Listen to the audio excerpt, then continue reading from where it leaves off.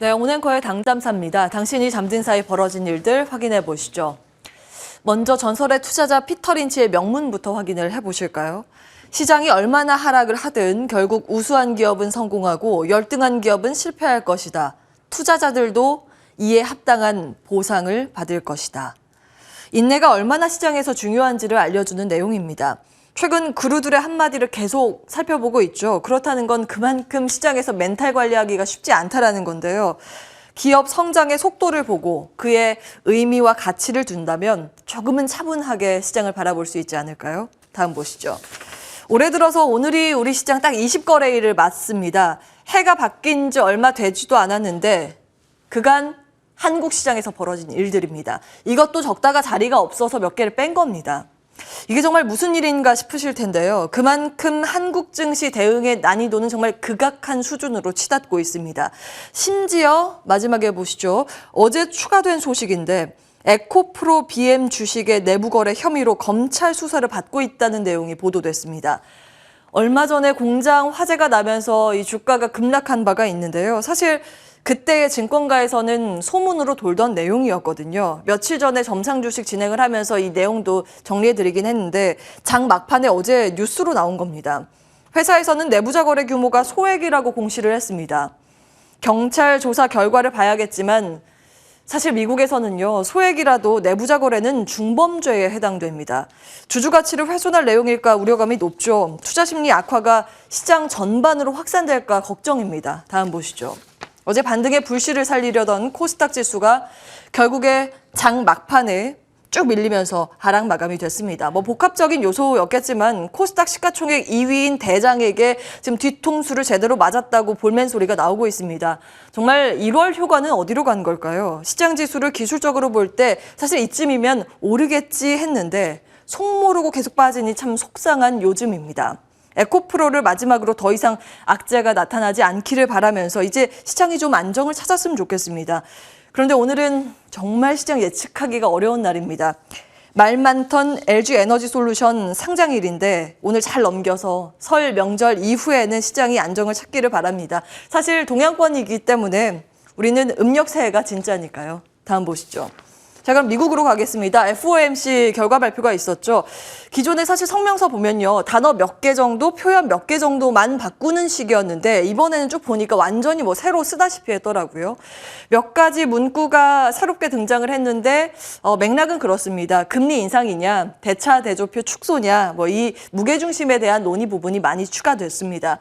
예상과 달랐던 점 의외였던 거는 1월 성명서에 벌써부터 이 대차 대조표 축소가 나올까 했었는데 그게 실렸다는 점 정도였습니다. 특히 이번 FOMC에서는 전도표가 나오지 않아서요.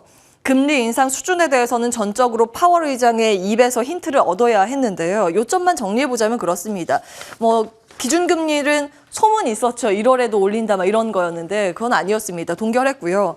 조만간 금리 인상을 할 텐데 파월은 3월에 올릴 수 있다고 딱 힌트를 줬습니다. 이건 또 시장이 예상했던 부분이고 자산 매입 종료도 3월, 이것도 시장이 예상한 수준입니다. 특히 이 대차 대조표 축소에 대해서 설명을 잘해줬는데요. 시장이 걱정했던 거는 금리 인상 아직 다 안 끝났는데 대차 대조표 축소까지 맞물려서 동시에 하면 어쩌지였는데 그 부분을 해소시켜줬습니다. 금리 인상 다 끝나고 그 이후에 대차 대조표 축소에 들어간다고 언급이 됐습니다. 사실 시장이 다 알던 내용만 발언이 나왔는데요. 지금 매파적으로 그리고 불확실성이 덜 해소됐다는 식으로 해석이 된 모양입니다. 기자회견에서 나온 몇 마디 때문이었는데요. 다음 보시죠. 금리 인상의 여지가 상당히 많이 남아있다. 그리고 금리 인상을 함에도 불구하고 노동시장에 타격이 없을 거고 인플레이션 업사이드 리스크 있다. 이런 내용들인데요. 한 지점을 향하죠. 그러면은 금리 인상 더 많아지겠는데? 이렇게 시장은 해석을 했던 겁니다. 실제로 이 발표 이후에 시장에서는 금리 인상 횟수를 조금 더 높게 베팅했습니다. 다음 보시죠. CME 패드워치에서 제공하는 자료 캡처해서 왔는데요. 시장 참가자들이 금리 인상을 몇 차례로 보는가를 나타내는 지표입니다. 종전에는 보시면은 1, 2, 3, 4차례에 집중이 좀 돼 있었죠. 그리고 조금 전에 다시 캡처를 해왔는데 5차례의 베팅이 크게 올라갔습니다. 이제 그림판으로 급하게 화살표 넣느라 약간 어설프긴 한데 이 점은 양해해 주시기 바랍니다. 이 내용이 시장에 영향을 주는 포인트는 딱 두 가지죠. 다음 보실까요? 하나는 예상보다 긴축이 빠르네 하면서 시장이 떨어지는 겁니다. 그리고 또 하나는 금리가 빨리 오르면 금융주는 좋겠네 하는 그 두 포인트였는데요. 미국 시장 지수 보시죠. 사실 파월 기자회견 전에는요. FOMC 성명서 공개할 때만 하더라도 시장 좋았습니다. 나스닥 지수가 3% 급등하기도 했었는데 파월이 기자회견에서 입을 열자 이렇게 지수가 뚝 떨어졌습니다. 그나마 막판 한 10분 정도 전에 이렇게 조금 돌려 올라선 게 다행일 정도였습니다. 다음 보겠습니다. 파월이 입을 열자 이제 국채금리가 급등을 했는데요. 무섭게 올랐죠. 미국 10년물 국채금리가 무려 5% 가까이 폭등했습니다. 이 영향으로 금융주가 이쪽에 있는데 대부분 금융주의 흐름이 좋았습니다. 그리고 사실 종목별로 보면 흐름 괜찮습니다. 나쁘진 않았고요. 그 반도체 관련주들의 흐름이 좋았습니다. 이쪽에 있네요. 전반적으로 강한 모습이었는데 미 의회가 반도체 산업에 대해서 지원을 발표하면서 기대감이 있었습니다. 마이크로소프트, 구글, 테슬라 이런 그 대형 기술주들도 강한 흐름 보였죠. 그리고 테슬라는 장 마감 이후에 실적 발표를 했는데 좋게 나왔습니다. 그래서 시간 외 거래에서 조금은 상승세를 시연하는 모습. 그래도 나쁘진 않습니다. 역시 이제부터 중요한 건 기업의 실적과 그리고 앞으로의 전망치가 되겠죠. 우리 시장도 약세장이다 보니까 호재는 정말 미미하게 반영을 시키고 악재를 더 크게 반영을 시키는 최근 분위기입니다.